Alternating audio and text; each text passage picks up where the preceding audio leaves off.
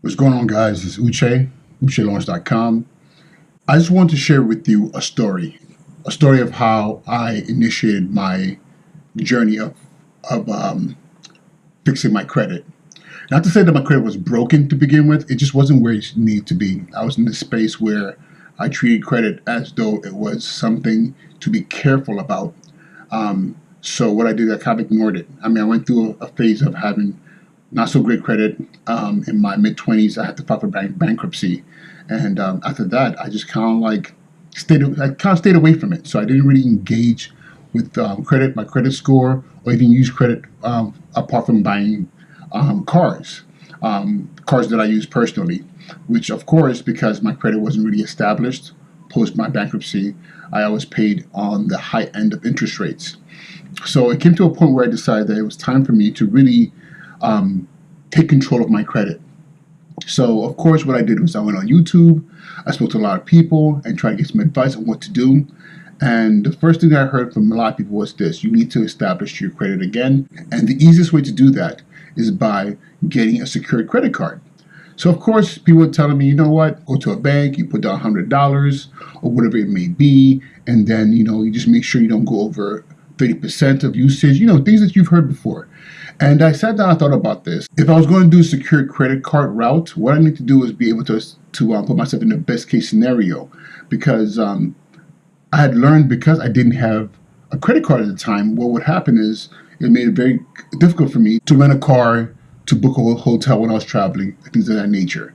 I mean, I always had cash, more than enough cash on my debit accounts, my checking accounts and things of that nature. However, when it came to actually traveling and being able to do the things that required a credit card, it became very difficult. A lot of times it required that I had enough cash on my checking account to be held, which I always had enough cash, but to have a company say we're going to hold $250, $500 to kind of back themselves behind if I rented a car or booked a hotel room. So that I was like, I didn't want to do that anymore. So I didn't want to reestablish my credit, but at the same time, I wanted to do it in a way where it would be beneficial to me. So what I did was I went to Wells Fargo Bank and I got a secured card for $1,000.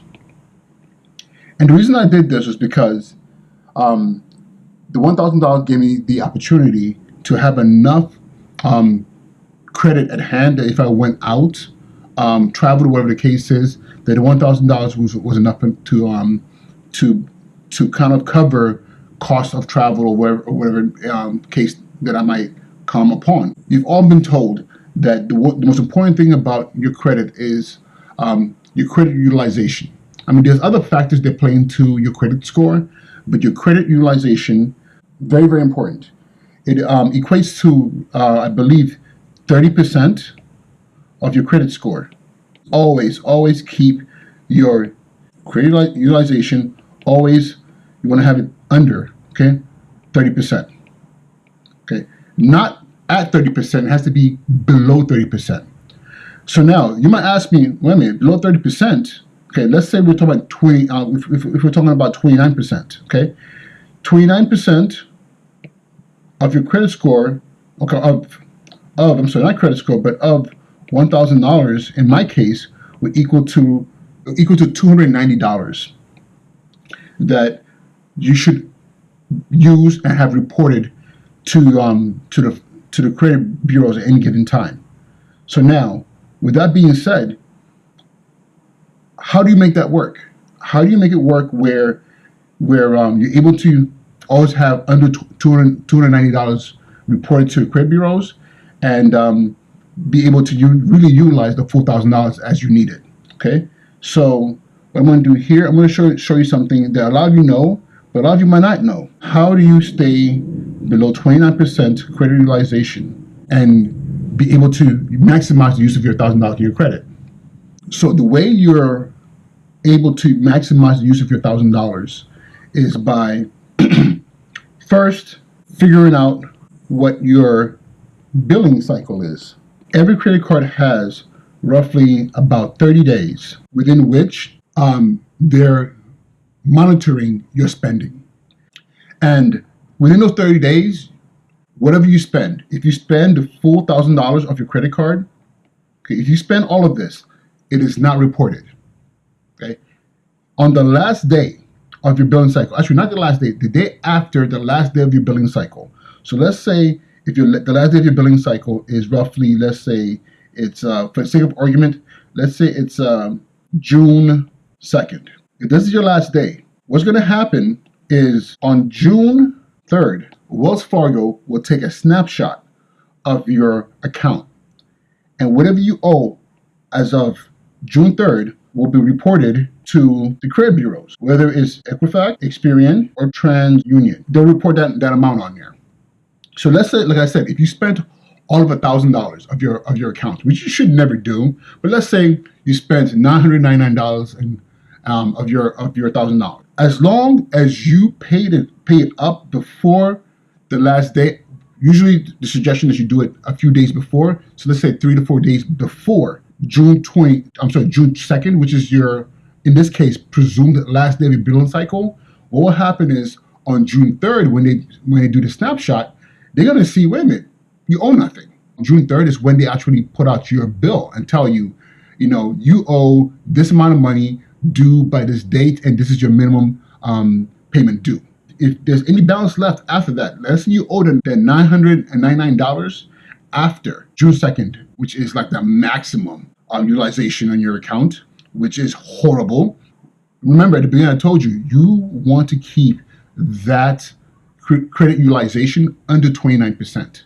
Keep it under 29%, then you're always golden. You look responsible, you look like you know how to manage your money, and you don't look credit hungry. Real quick, to wrap this all up, that $1,000 resulted in me having $290 as my sweet spot of what I should allow to report it to credit agencies. That means after my presumed due date, I'm allowed to only owe no more than $290, which puts me under the 30% utilization rate. But however, during my billing cycle, I can use that money, my $1,000, however I want to use it. I just have to make sure to pay it down either to zero. But in my case, I wanted to have a little bit of reporting, so to show that I am using my card. So I just always made sure that whatever reported was always under $290. I'm sorry, I'm in my bedroom and I'm doing this video, and I know you see me looking down on my pad. I'm doing my notes here so that I can make sure that what I'm saying to you makes sense. And I'll also have this reflected in the video, as you will see. However, I do hope that this was helpful to you. And this is Uche, UcheLawrence.com, and sharing with you what I did in the beginning of my process of really getting a foothold of my credit. And I started with a Wells Fargo Bank secured card for $1,000. But hopefully I made sense. If I didn't make any sense, please let me know. Again, this is Uche, UcheLawrence.com. Hopefully this was helpful to you. Like, subscribe.